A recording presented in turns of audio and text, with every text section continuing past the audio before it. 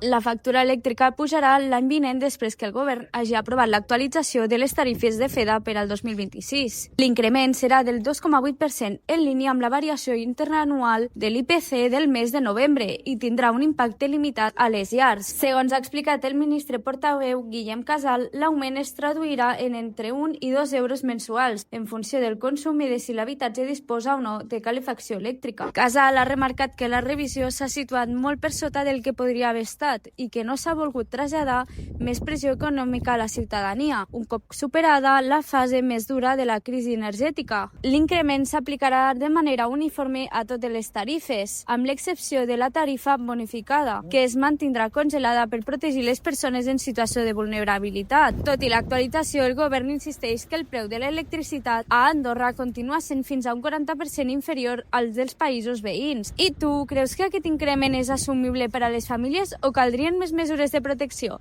Segueix-nos per estar al dia de totes les novetats.